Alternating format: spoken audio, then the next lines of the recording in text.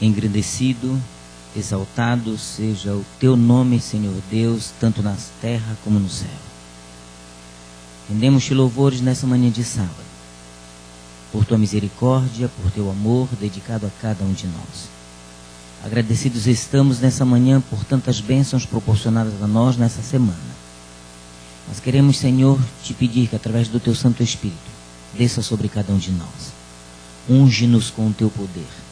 E tudo quanto falarmos nessa manhã, tudo quanto ouvirmos, seja de acordo com a tua maravilhosa vontade. E saiamos daqui, Senhor, dispostos a compreender e a cumprir tua vontade em nosso viver. Continua conosco, por Jesus, nosso Senhor e Salvador. Amém, Senhor.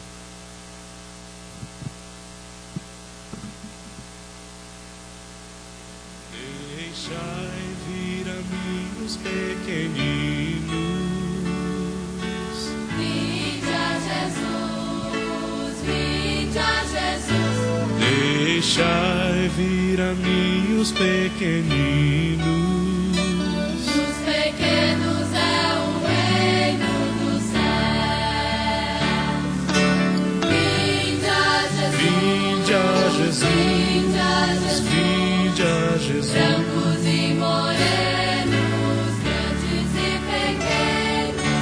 Vinde a Jesus, Vinde a vinde a Jesus. Jesus, dos pequenos é o reino do céu. Bom dia, crianças. Mais um sábado chegou, né? Nós estamos felizes aqui na igreja. Olha o versinho de hoje para esse sábado. Eu sei que muitos de vocês sabem de cor. Lâmpada para os meus pés é a tua palavra e luz para o meu caminho. Que verso lindo, que promessa maravilhosa de Deus para nós. Quando eu era criança, assim como vocês, meus pais me ensinaram uma oração de criança para a hora de dormir.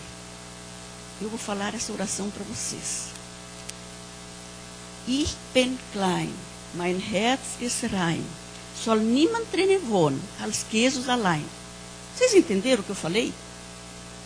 Por que vocês não entenderam? Querem saber por quê? Porque eu falei em alemão. Não é a língua que nós estamos acostumados a falar, não é mesmo? A língua que nós falamos com outra pessoa tem que ser a mesma que a pessoa possa entender, não é? Sabe o que eu falei? Quando eu era pequenininha, criança, né? Sou pequenininha, meu coração é puro. Ninguém é para morar dentro dele a não ser Jesus. Olha que oraçãozinha linda que eu aprendi quando eu era criança, né? Mas isso me faz lembrar de um personagem, John Wycliffe. Olhem só, John Wycliffe recebeu inteligência, assim como cada um de nós recebe, sabedoria de Deus para fazer as coisas certas. John Wycliffe ficava triste quando via as pessoas sem poder ler a Bíblia. Vocês sabem por que eles não podiam ler a Bíblia? Porque a Bíblia era escrita em latim. Mas ele conseguia ler o latim. Deus deu sabedoria para ele, para fazer sabe o quê? Traduzir a Bíblia do latim para o inglês. Era lá na Inglaterra isso. E ele ficava triste, o John Wycliffe ficava muito triste quando via as pessoas aprendendo coisas que não estavam escritas na Bíblia. E ele queria que as pessoas lessem a Bíblia. Mas só aqueles que trabalhavam na igreja, como os bispos, pessoas assim que trabalhavam direto ali e que conseguiam ler a Bíblia no latim. Pensem agora numa coisa difícil. Pegar palavrinha por palavrinha assim da Bíblia e copiar. Primeiro versinho, no princípio criou Deus o céu e a terra, e assim por diante. Cada verso da Bíblia até chegar ao final. Vocês acham que isso era fácil? Hoje ainda nós temos canetas, né? Que a gente vai escrevendo, quando acaba aquela a gente joga fora, quando acaba a tinta daquela, pega outra. Mas olha, tinha que molhar a pena ali na tinta e ir escrevendo palavra por palavra. Mas Deus abençoou o trabalho dele e ele copiou a Bíblia. E com isso agora, as pessoas podiam ler a Bíblia. Depois ela foi traduzida também para outras línguas. Lutero também levou para a Alemanha, também traduziu em alemão. Temos hoje a nossa língua em português. Tão bom podermos abrir a Bíblia e ler. Crianças, só o que nós precisamos agora também é ter o interesse e a alegria de levar essa mensagem aos outros, nos preocuparmos para as pessoas aprenderem sobre Jesus, como o John também se preocupava. Que Jesus nos ajude. Vamos orar? Querido Deus, é tão importante esse trabalho que tu deixastes para nós.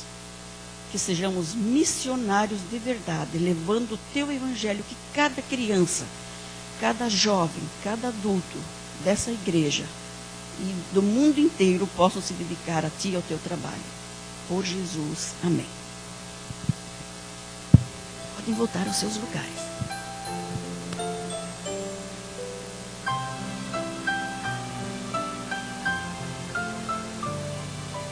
Vou enfrentar os gigantes do mal, em nome do Senhor. Agora veremos o vídeo do Provai e Vede. Vou descansar meu cansaço.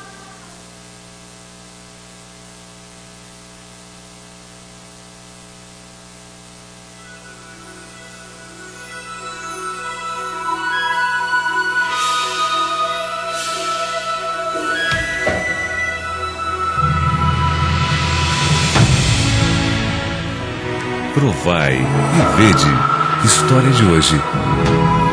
Primeiro Deus.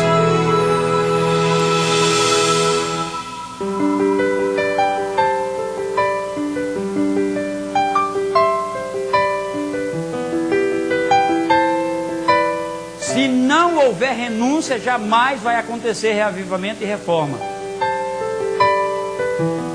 Jovenzinho, eu fui criado sem pai, só por mãe. Depois que cheguei à juventude, comecei a me divertir, dançava toda semana, quinta, sexta, sábado e domingo. No ano de 96, a minha mãe me convidou para participar de uma semana do Calvário. No final, fizeram uma oferta de estudo bíblico. Quando passou a primeira lição, a palavra de Deus, o instrutor, ele disse: irmãos, agora no outro domingo a gente vai se encontrar aqui novamente, era no domingo à tarde, às 4 horas. E eu pensei comigo, para que eu aceitei isso? Mas graças a Deus, eu não desisti. Foram 22 pessoas que começaram o estudo bíblico. Infelizmente, 20 desistiu, mas graças a Deus, eu e a minha namorada na época, que hoje é minha esposa, continuamos, terminamos os estudos bíblicos. Quando eu me batizei, eu tinha uma panificadora muito grande. Essa panificadora faliu, fiquei praticamente sem nada. E aí eu tenho um irmão que na época ele tinha 4 panificadoras. Depois de 9 meses trabalhando com ele, ele me despediu. Foi muito terrível, durante a noite eu não dormi e fui ter um momento de comunhão com Deus. E Deus abriu a Bíblia para mim no Salmo 27, o verso 10, que diz: se o teu pai e a tua mãe te desampararem, eu te acolherei. Foi aí então que eu pedi força para Deus. E Deus colocou na minha mente para mim ir trabalhar de mototáxi. O que é maravilhoso, que sempre Deus colocou no meu coração que eu tinha que ser fiel. Todo dia quando eu chegava em casa, eu tirava o que pertencia a Deus. O dízimo, 10%, e o pacto, 5%. Mas depois de 5 anos, quando eu pedi uma oportunidade para Deus, eu disse para Deus, eu sabia lidar com um ramo de panificação e eu queria que Ele me desse, se fosse para a honra e glória do seu santo nome. Deus então escancarou, eu não posso dizer que Deus abriu a janela do céu, eu digo que Ele escancarou a janela do céu e começou a derramar as bênçãos dEle sobre mim, me deu um maquinário de panificadora, me deu um ponto comercial. Eu sou um homem feliz porque eu sou abençoado por Deus e tenho uma esposa maravilhosa, uma família maravilhosa. E o meu maior prazer é fazer a vontade de Deus. E para a honra e glória de Deus, desde abril de 2009, que nós devolvemos o santo dízimo e devolvemos 10% de pacto. E para a honra e glória de Deus, todo culto que nós vamos, tanto eu como a minha esposa, a minha filhinha, o meu filhinho, todas as vezes que nós vamos para os cultos, nós levamos oferta. Nunca teve uma madrugada e nunca teve um dia para mim ficar o dia sem ler a palavra de Deus. E eu não tenho dúvida nenhuma que é essa comunhão com Deus, é esse relacionamento com Deus, é essa intimidade com Deus que tem feito a diferença na minha vida e sou de uma maneira extraordinária abençoado, mas abençoado por Deus. Enquanto eu viver, eu quero ser fiel a Deus, mas fiel a Deus em tudo. Adoremos agora ao Senhor com os dízimos e as ofertas, demonstrando nosso reconhecimento e gratidão.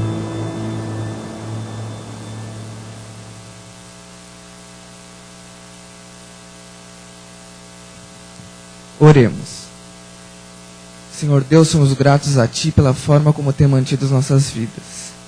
Te pedimos também, Senhor, que agora ao devolvermos a Tua parte e ofertarmos com gratidão a Ti, que os recursos aqui recolhidos possam servir para o avanço da Tua obra neste mundo e para que a volta de Jesus seja abreviada. Te pedimos isso com gratidão, em nome do Senhor Jesus. Amém.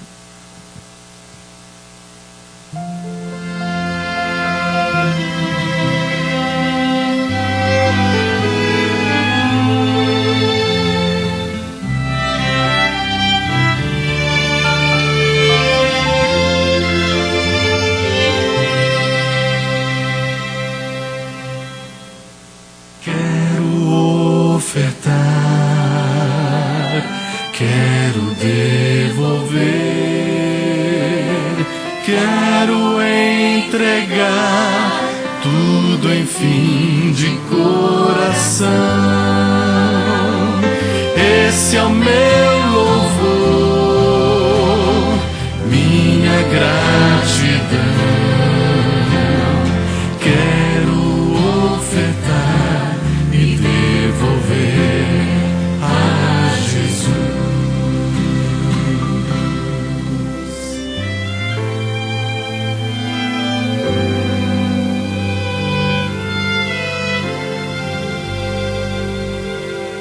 Bênçãos sem medida, bênçãos de amor.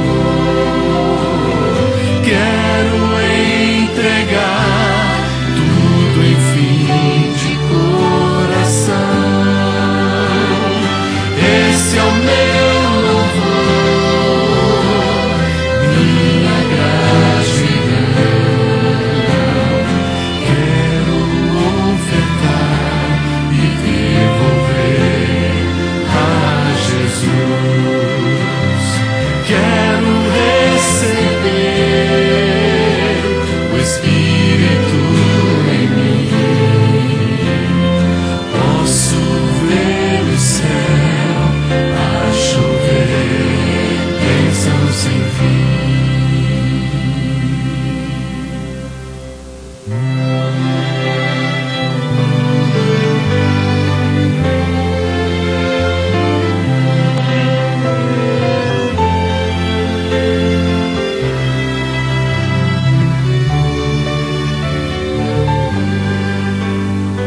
Quero receber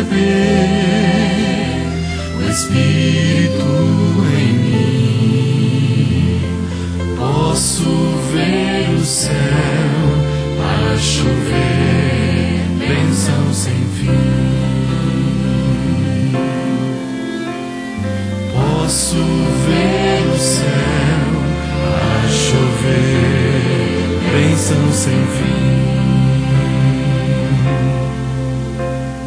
Posso ver o céu a chover,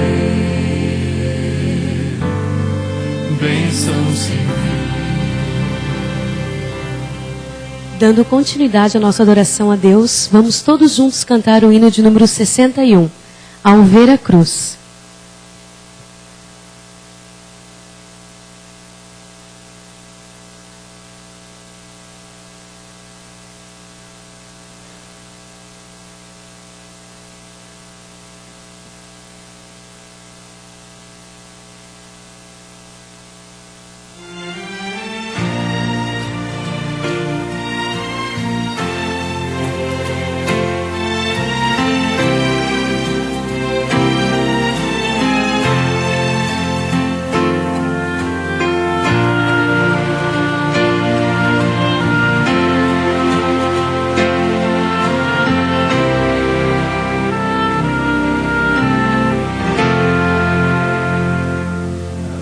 ver a cruz, meu rude coração fica em silêncio ante tanto horror. Penso nos pregos sobre suas mãos e como a sós morreu porque me amou. Vejo o Calvário, o monte tão cruel, ali Jesus pregado foi na cruz. Vejo o Calvário, o monte do amor, a minha culpa ali Jesus pagou. Aos olhos vêm as cenas tão cruéis e humildemente eu penso em seu amor. Então minha alma em muda contrição, eterna graça rende ao Salvador. Vejo o Calvário, o monte tão cruel, ali Jesus pregado foi na cruz. Vejo o Calvário, o monte do amor, a minha culpa ali Jesus pagou. Ao meditar nas dores que sofreu, eu sinto mais amor por meu Jesus. Se foi ali que seu perdão me deu, feliz eu sou e grato ao ver a cruz. Vejo o Calvário, o monte tão cruel, ali Jesus pregado foi na cruz. Vejo o Calvário, o monte do amor, a minha culpa ali Jesus pagou.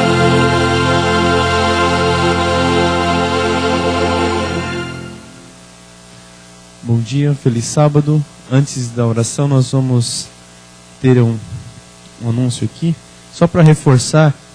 Todos receberam na entrada da igreja uma atualização de ficha cadastral. Por favor, preencham essa ficha e ao sair entreguem para as diaconisas ali, que a irmã Ivone depois vai atualizar o cadastro de todos, tá ok?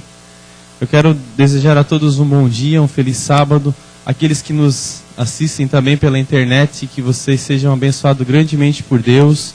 Aqueles que são visitas, que estão conosco nesta manhã, que se sintam bem também, que estão na casa do seu Pai, do seu Salvador.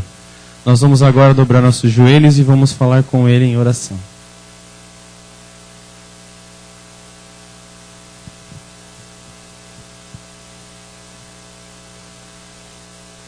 Santo e amável Deus, é com grande alegria, Senhor, que aqui estamos na Tua presença para Te adorar e Te louvar.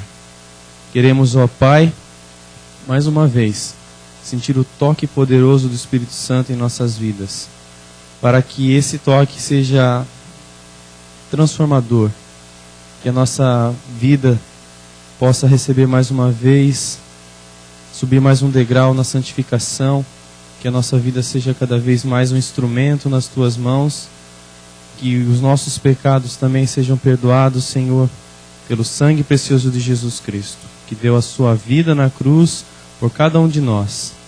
Queremos aqui estender a nossa gratidão, nosso louvor a Ti, que é o único Deus, Criador, mantenedor, e nesse sábado, o dia que o Senhor separou para que nós tivéssemos um dia especial contigo, queremos realmente entregar todo o nosso ser e nossa vida em Tuas mãos. Abençoa ao Pai, pastor Quarupi, que vai nos trazer a mensagem nesta manhã. O pão do céu vai ser repartido e que o teu nome mais uma vez seja exaltado. Abençoe nossas visitas, abençoe os que estão nos ouvindo, nos assistindo também, e cada irmão que aqui se faz presente. Nós oramos em nome do Senhor Jesus. Amém.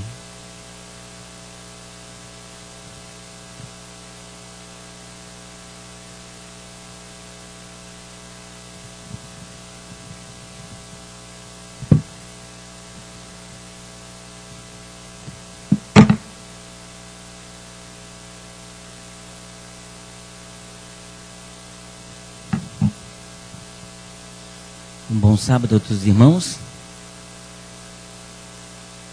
Feliz sábado, irmãos. Que Deus seja louvado. Eu imagino como não deve ter sido o que vocês passaram durante essa semana. E todos nós estamos sujeitos a problemas e dificuldades.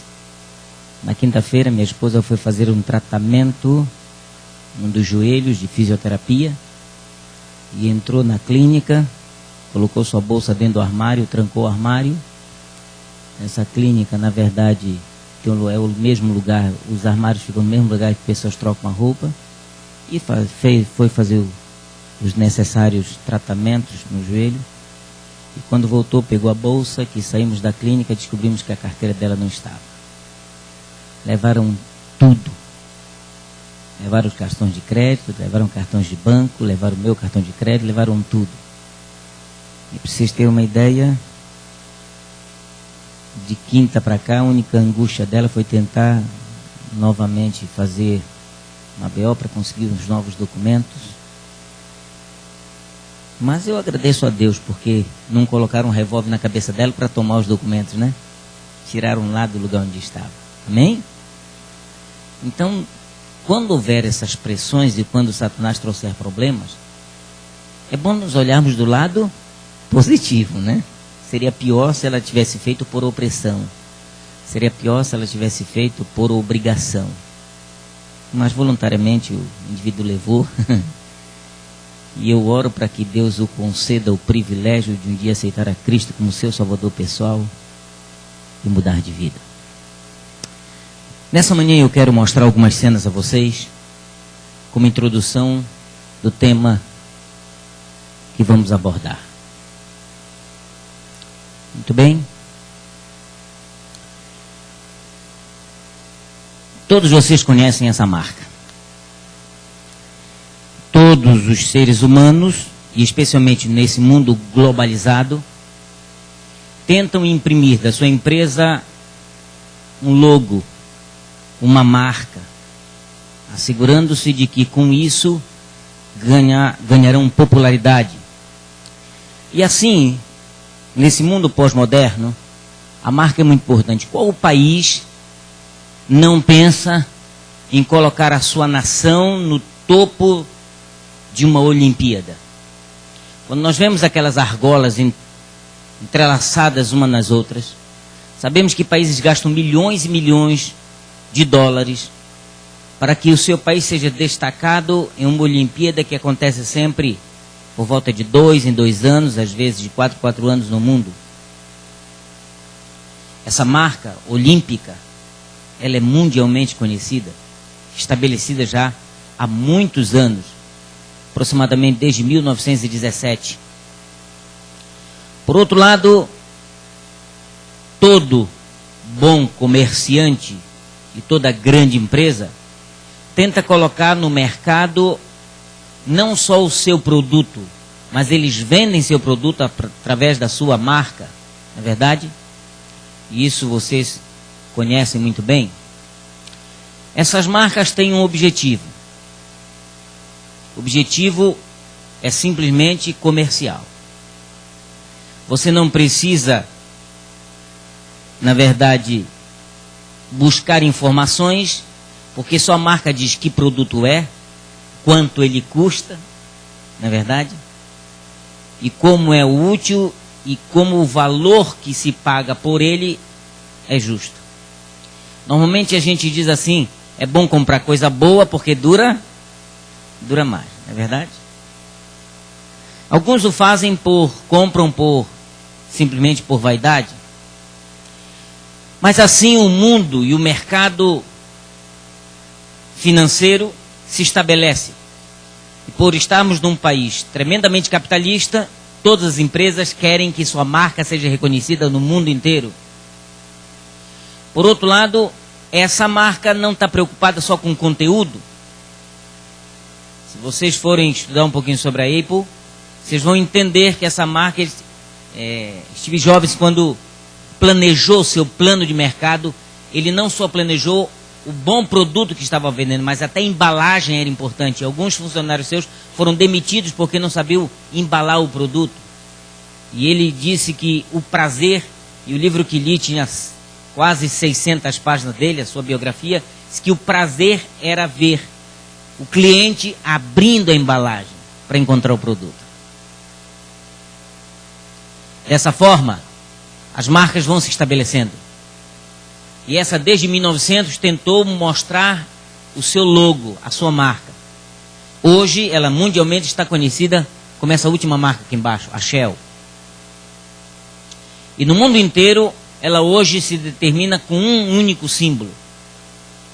Portanto, começamos a entender que, de alguma forma, uma marca, um logo, um símbolo é importante. Quem não conhece a maior marca de fast food, vendida não só no Brasil, como no mundo inteiro? Não é verdade? Para nós, a gente sabe os prejuízos que é esse tipo de alimentação, mas o mundo inteiro participa disso. Especialmente a América do Norte, praticamente a alimentação é baseada no produto que eles vendem. E quando você vê um M dessa forma, você sabe o que nós estamos falando. De uma comida rápida. Quando mostramos esse logo, essa marca, ela dá uma ideia de status, não é verdade? Ela já dá uma ideia de valor. E normalmente quem busca um Mercedes é porque pensa que eu vou ser melhor visto, eu vou, na verdade, estar entre uma classe social distinta e vou fazer com que os outros possam ver-me da melhor forma possível.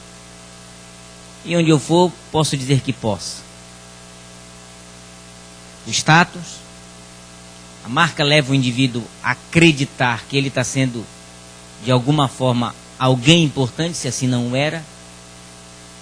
E é um sistema financista que quem tem é porque pode ter. E são poucos que podem ter aquilo tudo que querem. Mas qual é a sua marca? Qual é a nossa marca? O que nos identifica? Talvez essa seja a melhor marca que eu possa apresentar. Será que você tem identificação com essa marca? O que significa para você essa marca? Quando você vê isso, quando vê esse logo, posso usar esse termo?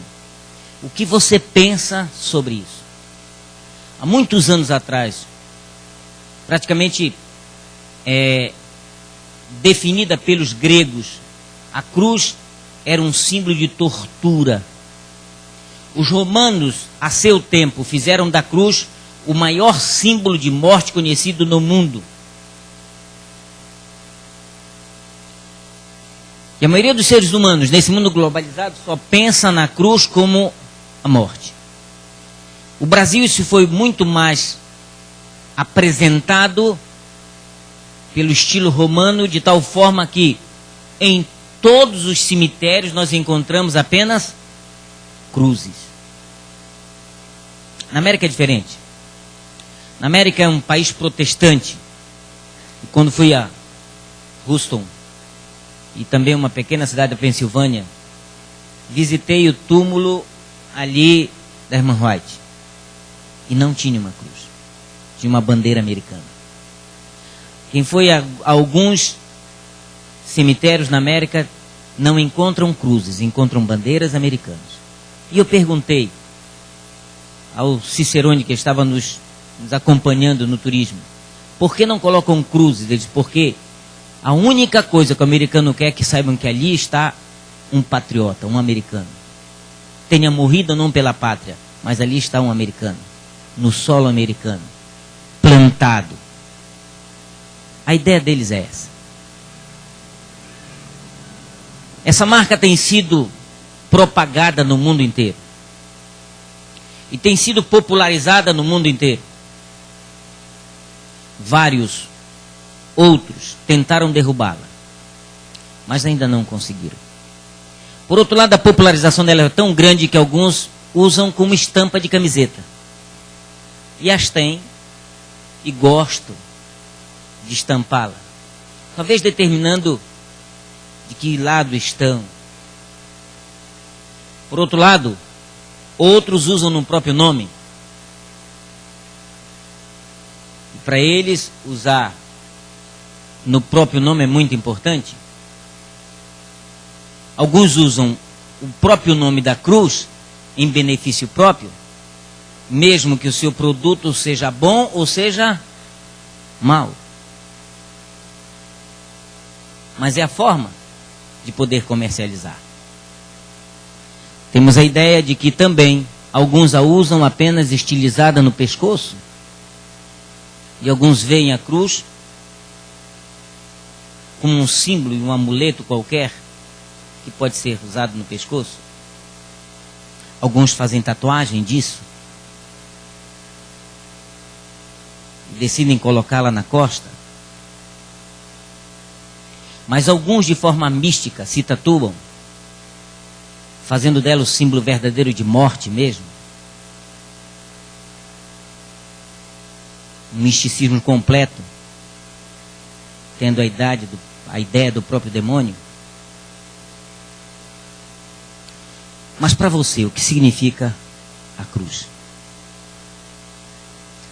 Sabe, o Espírito de você diz que quanto mais contemplamos a cruz de Cristo, mais nos... Como é que eu posso dizer? Há uma palavra que não me veio à mente, mas diz, mais nos assemelhamos a Ele. Mais nos transformamos ao seu caráter. Quando essas marcas são popularizadas e se tornam conhecidas, elas são famosas. E a cruz também nesses últimos dias tornou-se tremendamente popularizada, ao ponto que você encontra cruzes em para-choques de caminhão, você encontra cruzes em para-brisa de carros, você encontra cruzes da mesma forma em que ela é comercializada pela troca de um pouquinho de água do Rio Jordão, cruz com tão pouco valor que ela é comparada a um óleo sagrado ou santo. E o mundo evangélico apresenta a cruz dessa forma. Troca ela por pequenos amuletos, como um espeto para espetar o diabo. E assim a popularização desse sentimento vem através de um benefício qualquer, em que eles acreditam que pode produzir até mesmo prosperidade. Essa é a base da doutrina da prosperidade. Abram comigo vossas Bíblias. No livro de Hebreus.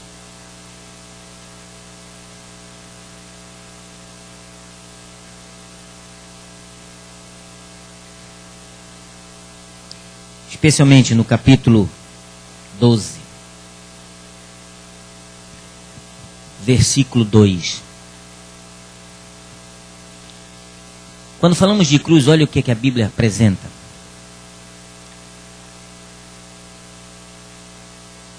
Olhando firmemente para o autor e consumador da fé.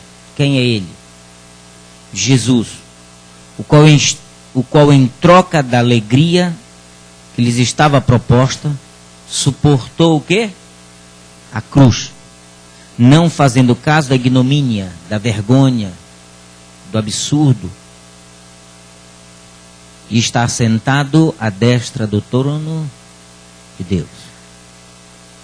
O fato do nascimento de Jesus de forma carnal, tinha um objetivo: concluir seu ministério nesse símbolo, nessa marca. Deixou as cortes celestiais deixou o princípio cristão baseado num só símbolo, na cruz. Tudo o que fizera por 3 anos e meio foi ensinar-nos como fazermos disso o princípio da nossa salvação. E diz que passando vergonha e ignomínia, ele, que é o consumador da fé, a Bíblia menciona, estava pronto, estava disposto a suportar qualquer coisa, até mesmo a morte de cruz. Os romanos tinham como a pior morte dada naquele tempo, para que nós pudéssemos ter noção do que foi e da grandiosidade do seu amor por cada um de nós.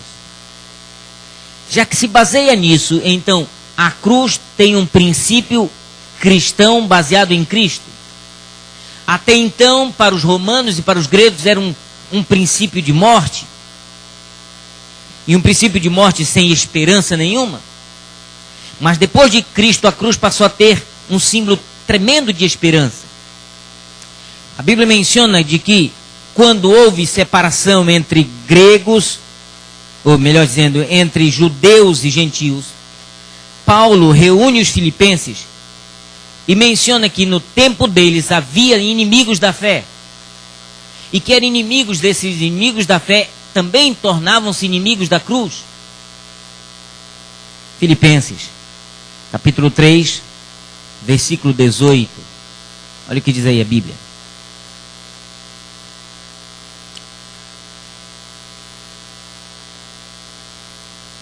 Pois muitos andam entre nós, dos quais repetidas vezes eu vos dizia, e agora vos digo, até chorando, que são inimigos do quê?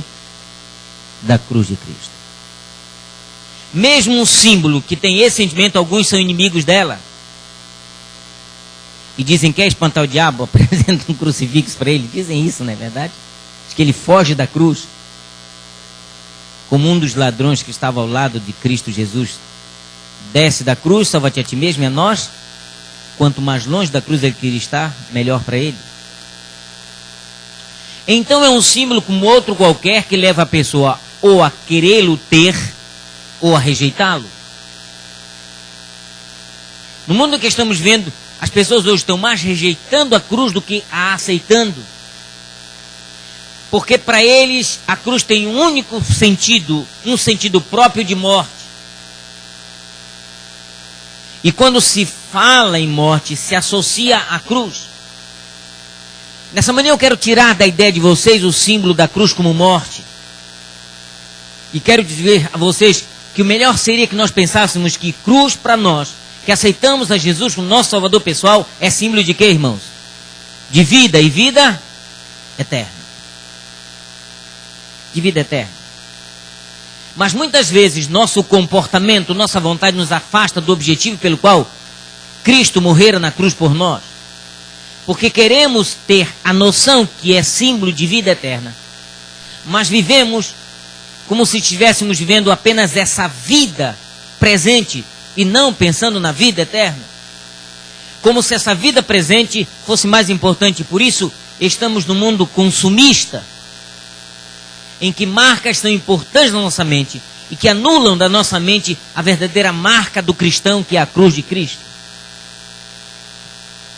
No livro de Gálatas, no capítulo 6, diz que a nossa glória, Gálatas capítulo 6, a Bíblia menciona de que a nossa glória, o nosso louvor, o engrandecimento disso, deveria ser apenas na cruz de Cristo. Muitos buscam glória, posição social, muitos buscam, quem sabe, honras, mas no capítulo 6, no versículo 14, a Bíblia diz o seguinte: mas longe esteja de mim, Paulo dizendo, gloriar-me, senão no quê? Na cruz do nosso Senhor Jesus Cristo, pela qual o mundo está crucificado para mim, e eu para o mundo. Paulo diz, o que me faz diferença nesse mundo, Deus não está preso a ele, é a cruz de Cristo. O que faz eu ser diferente, não há outro símbolo mais importante para mim do que a cruz. É a cruz de Cristo, na qual meu Jesus morreu, é que para mim está fazendo diferença entre seguir o mundo e seguir a Cristo. Por isso que ele disse, a minha glória está na cruz, dando ideia de que a glorificação vem para aqueles que permanecerem no princípio de que a salvação está através da cruz do nosso Senhor e Salvador, Jesus Cristo, que deu a vida por cada um de nós. E isso é justificação pela fé, porque obras nenhumas nos levam a ter direito à salvação, senão a graça magnífica, maravilhosa de Cristo Jesus. E quando Paulo começou a mencionar isso, porque Paulo já previa uma circunstância que aconteceria a seu tempo entre os cristãos, em que judeus, mesmo convertendo-se ao cristianismo, mesmo aceitando que Jesus havia morrido por eles, ainda tinham na mente de que gentios não tinham direito à salvação, de que a cruz não era um símbolo específico para os gentios. E aqui, no livro de Efésios, logo em seguida aí, ao Gálatas, vocês vão encontrar no capítulo 2, no versículo 16, o que Paulo menciona, o que uniria judeus e gentios numa só fé. Efésios capítulo 2, versículo 16. E reconcilie-se ambos em um só corpo com Deus, por intermédio de quê? Da cruz. Diz ele, por intermédio da cruz, destruindo por ela a inimizade. Se seguimos o mesmo tipo, se esse logotipo nos define, se na verdade é a salvação em Cristo Jesus que buscamos, por que nos tornamos inimigos uns dos outros? E Paulo questionava isso. Vocês estão indo para o mesmo objetivo, mas vocês estão divididos entre si. E muitas das vezes nós queremos o mesmo céu que o nosso inimigo também quer, mas queremos estar sozinhos lá, que ele não vá, porque é nosso inimigo. Enquanto deveríamos pensar, nosso inimigo, por mais que seja inimigo hoje, mas precisa ser amigo para que ele esteja juntamente comigo aonde? No céu. E não há como unir dois inimigos, senão através da cruz de Cristo, porque é o Espírito do Senhor trabalhando na vida das pessoas, que elas sentem que precisam amar uns aos outros. Mas Jesus também, na verdade, deixou que Paulo expressasse, que está em Filipenses capítulo 2:8.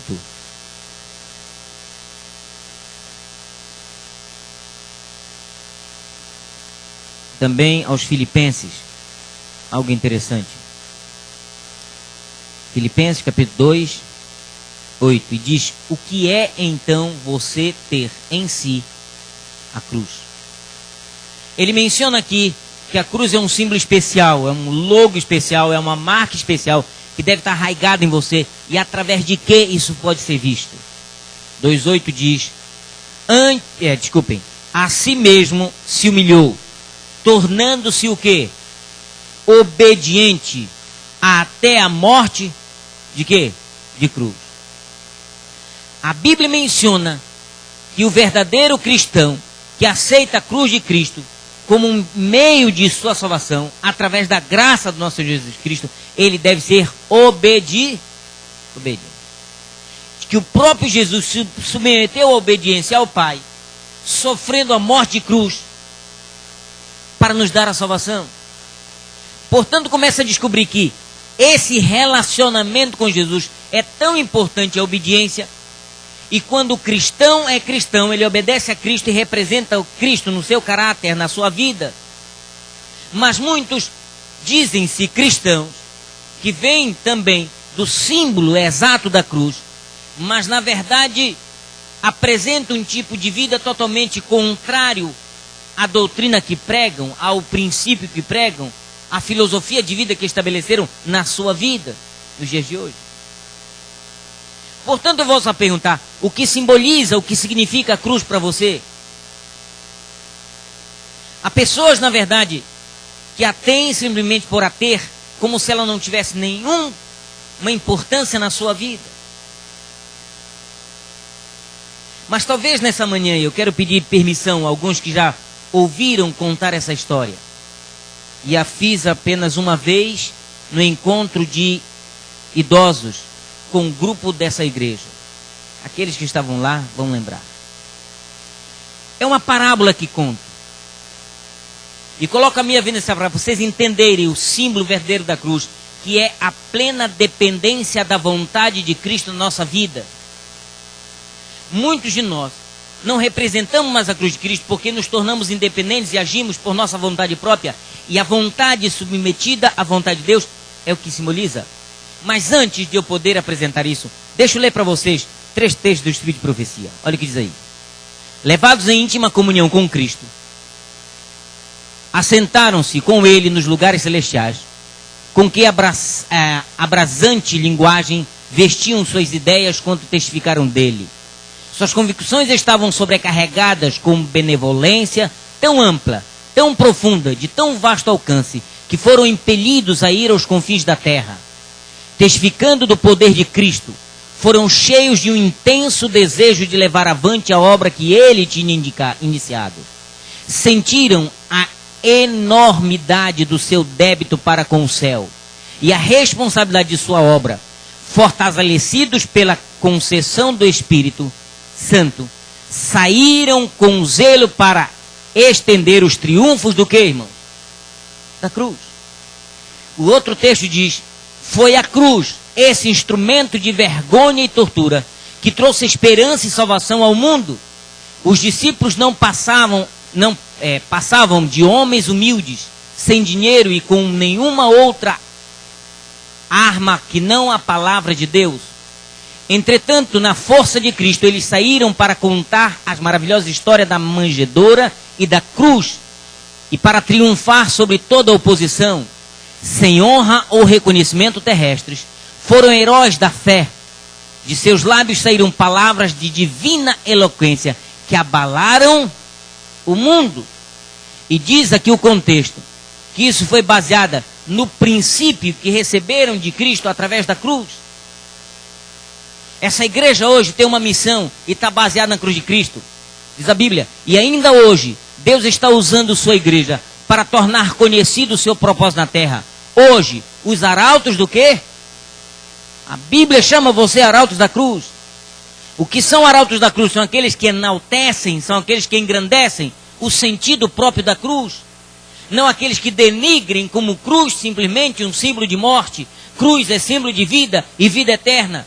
E graças a Deus pela morte do seu Filho amado Jesus Cristo, nós temos a cruz como uma grande esperança de salvação para todos nós.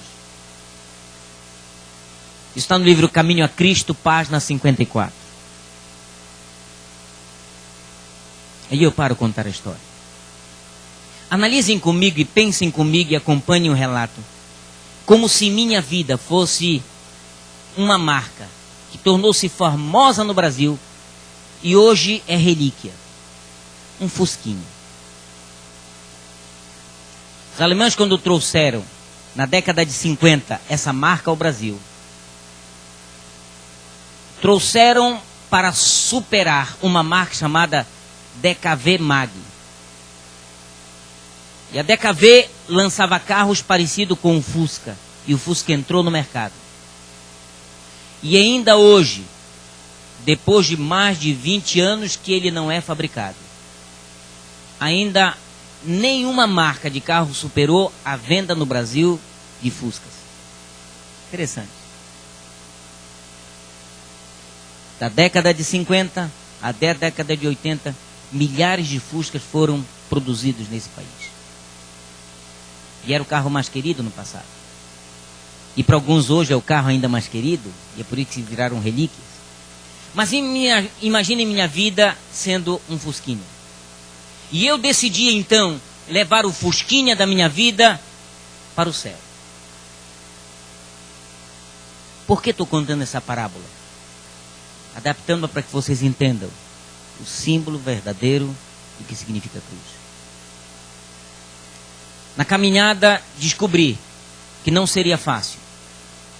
E de que em muitos momentos eu teria que gastar tempo e teria dificuldades para chegar lá. Mas coloquei na estrada da vida o Fusquinha da minha vida. Percorri muitos e muitos quilômetros as paisagens eram bonitas, atraentes. Mas comecei a cansar porque descobri de que alguns atalhos me mostravam que eu poderia chegar mais rápido onde eu queria chegar. E então, num determinado momento, por dúvida, se estaria mais rápido lá onde eu queria chegar, adentrei num desvio. E viajei por muito tempo nesse desvio com o fusquinha da minha vida. Até chegar o momento em que descobri que aquele desvio não tinha uma outra saída. Um grande abismo lhe acabava ali a estrada e não me levava a lugar nenhum. Lamentei o tempo perdido. Quanto tempo perdido! Poderia ter chegado ou poderia ter avançado muito mais. E quando entramos no atalho e sabemos que ele não nos leva a lugar nenhum, o retorno é doloroso porque tem que voltar tudo aquilo. Gastei tempo, gastei combustível, gastei tudo que a minha vida poderia ter sido mais fácil se continuasse na estrada aqui. Mas assim, teria que chegar. Voltei, coloquei novamente na estrada da vida o fusquinha da minha vida, com destino ao céu. E percorri muitos e muitos anos tentando chegar. Mas um dia, cansado, achando que a viagem era muito longa, parei para abastecer o fusquinha da minha vida. Abri seu manual e descobri que a única coisa que eu abastecia era o necessário para que ele pudesse viajar. Mas alguém chegou ao meu lado e, admirado como eu teria percorrido todo esse tempo, perguntou: para onde você está indo? E eu disse a ele: eu estou indo para o céu. A minha caminhada é para o céu. Esse parabéns por ter chegado até aqui. Mas você conhece toda a estrada do céu? E disse: não, eu não conheço, mas eu tenho aqui um manual. Esse manual eu acredito que vai me levar até lá. Que bom que você tem um manual. Sabe quem eu sou? E aquela pessoa me disse: eu sou aquele que vim de lá para te ajudar a conduzir tua vida até lá. Você aceita que eu dirija o fusquinha da sua vida? Quem és? Jesus. E eu fiquei encantado em saber que ele ofereceu a dirigir o fusquinha da minha vida. E nesse momento eu disse: é o que eu mais quero, é o que eu mais queria. Quem sabe se você tivesse me encontrado há mais tempo, eu já teria entregue o volante do fusquinha da minha vida nas suas mãos. E você estava me dirigindo, porque eu sabia que só sendo carona eu chegaria muito mais fácil, com menos desgaste, aonde eu quero chegar. E entreguei, naquele momento, o fusquinha da minha vida nas mãos do mestre. Ele conhecia o caminho, me falou quanto ele havia vindo de lá e sabia toda a estrada que poderia me levar até lá. E ao entregá-lo, fiquei feliz e satisfeito por agora estar sendo dirigido, não dirigindo a minha própria vida, mas sendo dirigido por aquele que sabia o caminho, era real, era vívido em mim. Eu apenas o olhava e ele cantarolava e às vezes me contava quantas vezes ofereceu da mesma forma a outros essa caminhada que muitos não aceitaram. Mas feliz por eu ter aceito essa caminhada. E eu com ele dividimos experiências maravilhosas. E ouvia de alguns que rejeitaram e se perderam no meio do caminho. E outros que aceitaram esse caminho e chegaram lá. E eu poderia também chegar. A felicidade irradiou o meu ser de tal forma que eu fiquei absolutamente alegre por ter aquele que sabia que estava dirigindo o Fusca da minha vida. Ia chegar com segurança àquele local. Mas é que eu não sabia os momentos difíceis que passaria. Num declive ou num aclive acentuado, numa curva perigosa, descobri, ao olhar para frente, que na minha direção vinha uma carreta, dessas carretas de 36 rodas. E eu comecei a observar e a carreta vinha em velocidade. E saindo do seu lado, veio para o lado de onde eu estava. E eu olhei para ele. Ele dirigia com a maior naturalidade. Assobiava um hino. E eu pensei, será que ele não está vendo a carreta? E me deu vontade de alertar e dizer: mestre, olha, a carreta está vindo aí, está em cima. Vai passar por cima do fusquinha da minha vida. E eu estava preocupado porque era a minha vida. E no momento exato que eu senti que a carreta poderia bater o fusquinha da minha vida, eu meti a mão no volante e puxei. O carro bateu no acostamento e perdeu um pouquinho de sua noção na direção. E de repente ele pegou em mim, parou lá na frente, amassou algumas coisas e disse: por que você meteu a mão? Se a carreta, mestre, a carreta ia passar por cima da gente, o senhor não viu? Você não confia em mim? Não sou eu que estou dirigindo o fusquinha da tua vida, por que você está com medo? Você precisa aprender de quando você entregou o volante nas minhas mãos, eu vou dirigir o fusquinha da sua vida. Por favor, não meta a mão.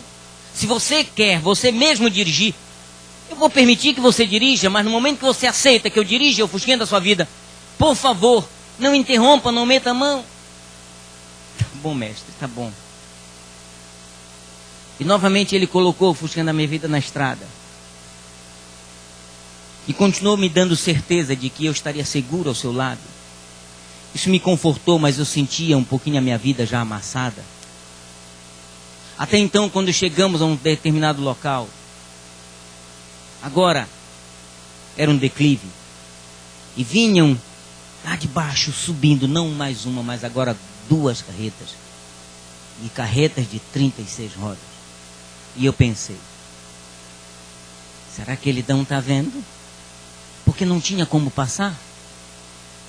Estava um de um lado direito, outro do lado esquerdo. E ele normalmente dirigia. E às vezes olhava para mim como desconfiando que eu não estava confiando na sua direção. Mas ele dirigia tranquilamente. E eu pensei, quando começou a crescer aquele tamanho daquelas carretas em cima do fusquinha da minha vida, eu pensei, vai bater. E fechei novamente o olho e puxei novamente. Porque eu não queria ser agredido daquela forma. Apagou tudo. Não vi mais nada. Algum tempo depois, ouvi lá longe alguns apitos. Pip, pip, pip, pip. E vagamente abrindo os olhos. O fusquinha da minha vida estava todo arrebentado. Alguém estava cuidando de mim. E por trás estava lá o meu motorista. E ele perguntou para mim, eu perguntei para ele, o que foi que aconteceu? E se eu dirigi o fusquinha da sua vida e você mais uma vez meteu a mão? As dores não me fizeram dizer mais nada. Mas como um milagre especial ele me pegou, como eu estava. Parece que foi levando aquela maca e colocou na beira da estrada. E eu olhei, o fusquinha da minha vida estava lá no abismo, jogado, todo amassado. E tinham várias pessoas na beira do asfalto. E eu perguntei, por que isso? O que foi que aconteceu? Eu já disse, eu estava dirigindo o fusquinha da sua vida e você meteu a mão. Mas ouve o que é que estão dizendo de mim. E eu ouvi pessoas comentando, vai ver que o motorista estava bêbado. Vai ver que vinha com muita alta velocidade. E ele baixou seu rosto perto do meio de Siquarupe. Eles não sabiam que era eu que estava dirigindo o fusquinha da sua vida. E você meteu a mão. Foi um bom tempo para recuperar-me. Aquela angústia, eu disse, Senhor, por favor, não me abandona. Dirige novamente o fusquinha da minha vida. Isso eu não posso fazer. Eu não posso fazer enquanto você não aprender a confiar. Você precisa aprender a confiar.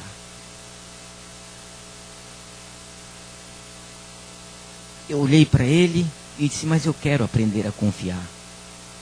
E Siquarupe, não basta só querer. Querer todos querem. Você precisa viver a confiança em mim. Eu olhei o fusquinha da minha vida todo arrebentado e disse, dá para você tentar consertar? Esse dá.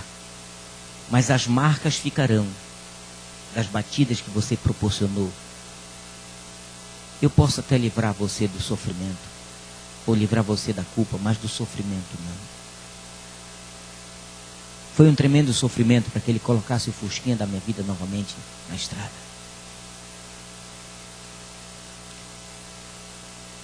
E ele disse: está aí o fusquinha da sua vida, dirija seu viver. Eu disse para ele: não, mestre, por favor, não faça isso. Se antes eu achava que não tinha condição, imagina agora todo quebrado como estou. Eu não vou chegar lá. E a minha maior vontade é chegar lá. E sentir a humilhação na pele. Se você quer aprender a confiar. Eu disse: sim, eu quero confiar. Ele disse: então nunca mais meta a mão. Deixa que eu dirija a sua vida. Sentei-me no carona. E ele passou a dirigir de novo o fusquinha da minha vida. Mas não demorou muito para eu ver 3 carretas à minha frente. Uma à direita, uma à esquerda e uma no centro. E eu pensei: não posso mais meter a mão. E para não ser conduzido a fazer isso, existe no Fusca um lugar em que a gente segura ali. E eu levei a mão naquele lugar, fechei os olhos e abaixei a cabeça e disse: eu vou morrer, mas vou morrer com ele aqui. E eu senti um grande estrondo, um grande abalo. E quando abri os olhos, a pista estava limpa e olhei para trás. Tinham 3 carretas amassadas entre si. E eu fiquei tão feliz, eu digo: ele salva, ele livra, ele protege. E eu disse: mestre, tu és o mestre mesmo. Tu livra a gente das consequências dos problemas. E agora eu tinha certeza que eu havia confiado e a minha vida havia ultrapassado o maior obstáculo que eu havia conseguido. E eu sabia que agora eu ia ser feliz, porque quem dirigia o Fusca da minha vida era um mestre. E eu só precisava confiar. Eu precisava aprender a confiar nele. E foi nesse momento de que eu ainda o glorificava, exaltava, que ele disse: você não está vendo nada à frente não, vinham 4 carretas. E eu disse: agora eu quero ver o que acontece. E segurei de novo e abri os olhos bem grande. E descobri uma coisa que eu não sabia. Quem dirigiam aquelas carretas era Satanás e seus anjos. Mas quando eles viam que Jesus dirigia o fusquinha da minha vida, eles abriam o caminho, batiam entre si. E Jesus passava tranquilamente pelo meio, sem ser ofendido, sem nada. Amém? A confiança foi tamanha que eu disse: não mais o inimigo terá força, porque Jesus está dirigindo o fusquinha da minha vida. Chegou um momento que ele disse: Quarupi, algumas coisas do fusquinha da sua vida fica por aqui. Essa caminhada você precisa fazer com as próprias pernas. Eu passei a trilhar um caminho sinuoso e pedregulhos. E descobri que eu não ia chegar, porque depois de uma grande caminhada, meus pés começaram a sangrar. E ele, por sua misericórdia, por seu amor, me colocou no colo. Eu não tinha agora mais as pegadas marcadas. As únicas pegadas eram a dele. Mas eu tinha que aprender uma lição. Porque cheguei a um lugar e olhei lá no horizonte, um clarão tremendo. Mas entre onde eu estava e aquele grande clarão havia um grande abismo. E ele então decidiu deitar-se sobre o abismo. E colocou as mãos de um lado e do outro, deitou o seu corpo e disse: é só através de mim. Para chegar lá, não tem outra coisa. E como um símbolo da cruz, deitou-te sobre o abismo, e meus pés, ensanguentados, pisaram sobre o seu ser.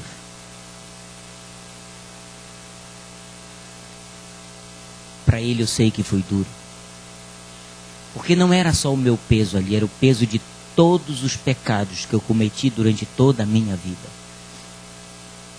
Se o sofrimento fora doloroso, a cada passo que eu dava, sentia o quanto ele gemia, o quanto sofria por estar passando por sobre ele, na garantia que eu chegaria lá.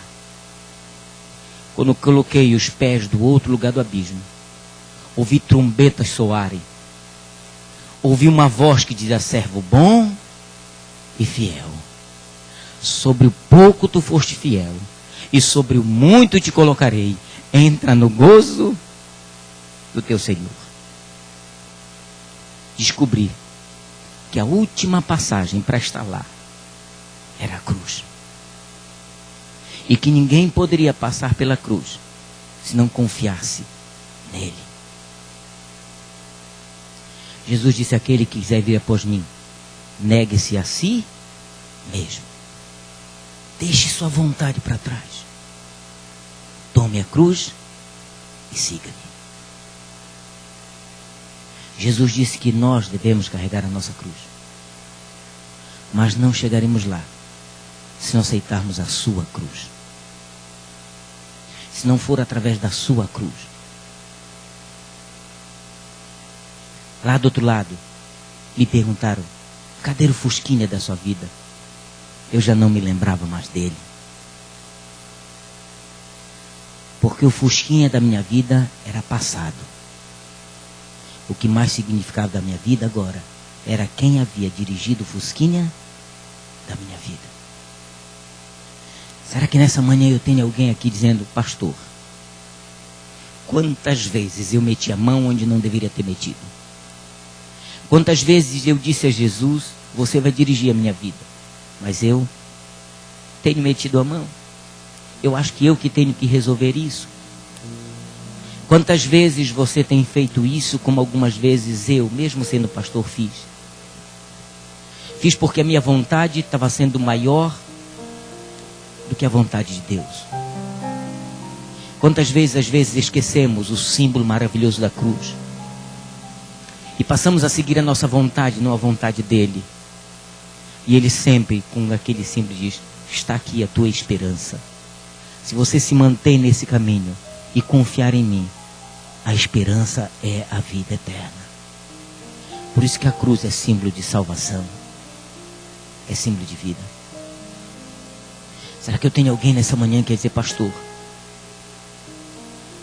eu quero hoje que Jesus, o meu maravilhoso Jesus, dirija a minha vida? Nós ouviremos nesse momento uma mensagem musical. E no momento que a Priscila estiver cantando, eu convido você a tomar uma decisão de vir à frente. Eu quero que vocês peçam por mim, como pedirei por vocês, que Jesus dirija a nossa vida. Seja ela um Mercedes, ou seja ela um Fusquinha. Mas que Jesus dirija o Fusquinha da nossa vida. E que nossa vida seja dividida por Ele. Porque quando Jesus entra na nossa vida e dirige, virão problemas? Virão. Virão dificuldades? Virão. Mas nós seremos capacitados a vencê-los. Porque você não estará na direção. Jesus estará dirigindo. Se você sente desejo nessa manhã entregar o domínio da sua vida a Jesus, Ele a única coisa vai dizer: filho, não tenha medo. Não coloque a mão onde não deve. Não pense que você vai ser capaz de resolver o que precisa ser resolvido. Me entrega essa vida. Deixa que eu dirija a sua vida. Entrega o teu caminho ao Senhor Jesus. Confia nele. E o resto, Ele fará. Venha, Jesus. E diga a Ele, juntamente comigo: Senhor, estamos entregues a Ti. E que Jesus seja o piloto sincero da sua vida.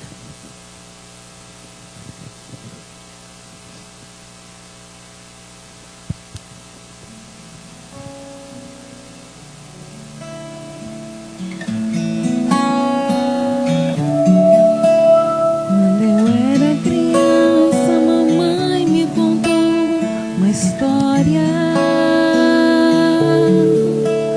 da mulher que sofria de um mal sem solução. Falavam que ela era imunda e dela ninguém tinha compaixão. Vivia como intocável e na solidão. Mas quando ela ouviu falar do homem Galileu, dos milagres que ele fizera em nome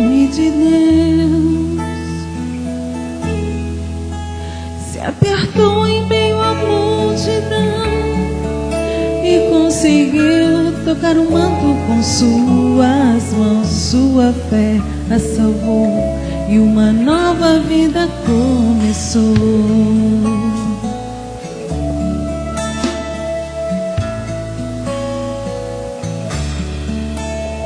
Às vezes eu olho pra dentro de mim e percebo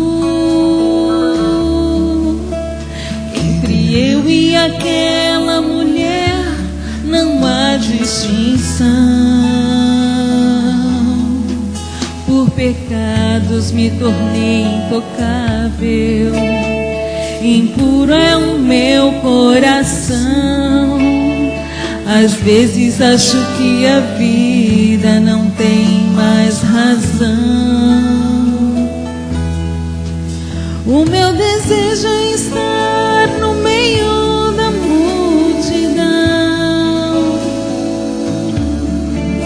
tocar o manto do Galileu com minhas próprias mãos. O seu poder vai além da razão, pode tornar limpo e puro o meu coração. Foi capaz de doar a própria vida para me salvar. O meu desejo é estar no meio da multidão, tocar o manto do Galileu com minhas próprias mãos.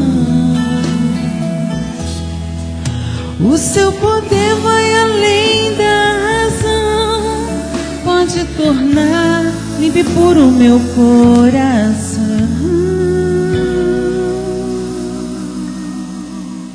Foi capaz de doar a própria vida para me salvar. Deus foi capaz de doar a própria vida para me salvar.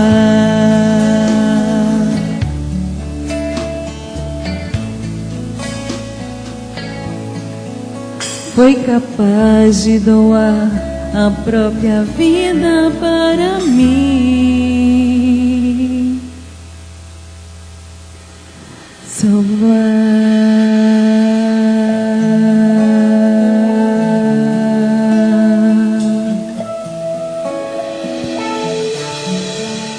Querido Deus, maravilhoso Pai, obrigado pela cruz. Obrigado, Senhor, porque a cruz foi não um fim, foi o início de uma nova caminhada. Foi a esperança para a humanidade e tem sido até hoje, Senhor, o símbolo sagrado do sacrifício do Teu Filho amado, Jesus Cristo, por cada um de nós. Obrigado por sabermos que através dela temos salvação. Ela é uma esperança de vida para todos nós. Mas às vezes, Senhor, temos decidido entregar nossas vidas em Tuas mãos. E queremos dirigi-la. Queremos livrar-nos dos problemas pelos quais Satanás tem nos trazido. Ensina-nos a confiar, Senhor. Ensina-nos a entender de que Tu só queres o melhor para nós. De que Tu nunca trarás uma prova para os Teus filhos que eles não possam suportar. Que saiamos dessa igreja hoje, Senhor, conscientes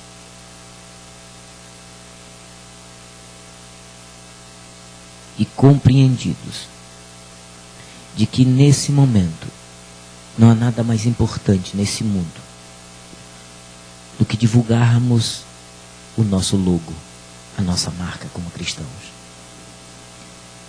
E que onde formos, Senhor, os outros vejam em nós verdadeiros seguidores de Cristo. Que onde estivermos, que os outros nos vejam falando, agindo, como Cristo falava, como Cristo agia.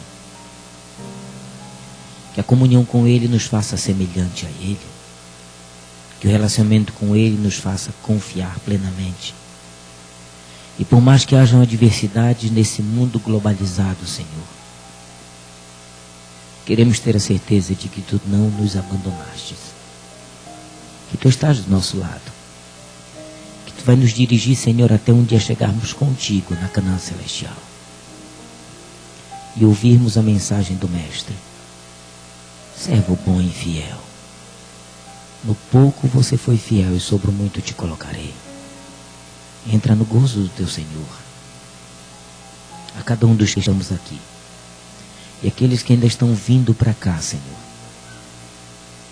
Que possam nessa manhã sair daqui. Não só aprendendo as lições que o teu servo Ageu nos orientou nessa semana na escola sabatina. Mas também, Senhor, aprendendo. E consciente de que precisamos confiar mais em Ti. Perdoa-nos por termos muitas vezes, Senhor, sofrido porque quando Tu dirigias a nossa vida nós metemos a mão. Mas dá-nos a certeza que só contigo chegaremos seguro a Canaã Celestial. Por Jesus, nosso Senhor, nosso maravilhoso Salvador, que vive e reina para todo sempre. Amém. Amém. Que Deus possa abençoá-los. Que o poder e a graça de Cristo possa estar sobre cada um dos que aqui estão. E que saímos tristes com nossas decisões, mas alegres na certeza de que Cristo já pagou o preço dos nossos pecados. Amém.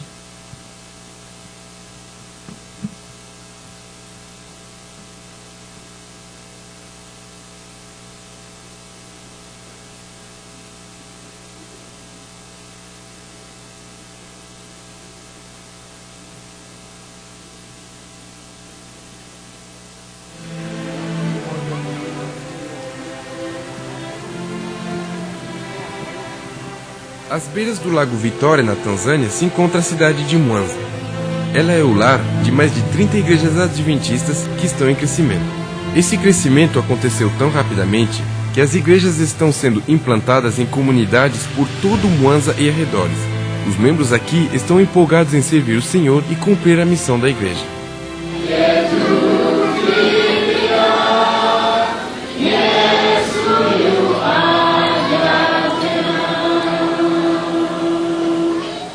Um desses membros é Prisca. Ela dedicou-se a seguir a Deus, qualquer for seu chamado.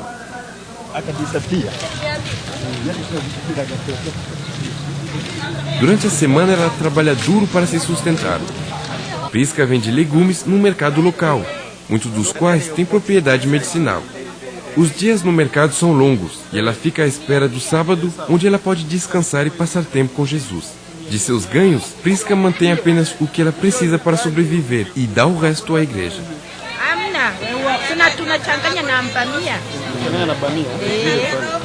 Prisca vive num lar humilde.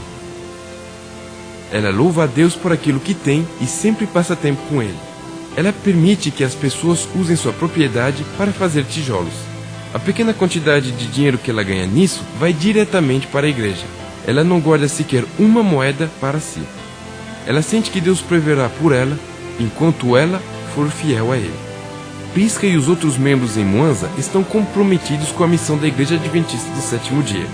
Eles voluntariamente sacrificam o que têm para ajudar os outros a aprender sobre Jesus.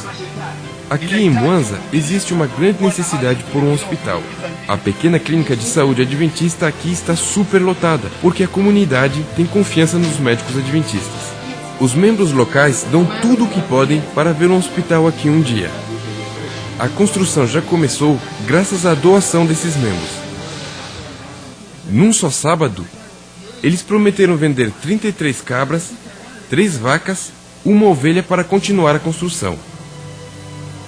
Obrigado por apoiar projetos como esse em todo o mundo, graças à sua oferta do 13º sábado de cada trimestre.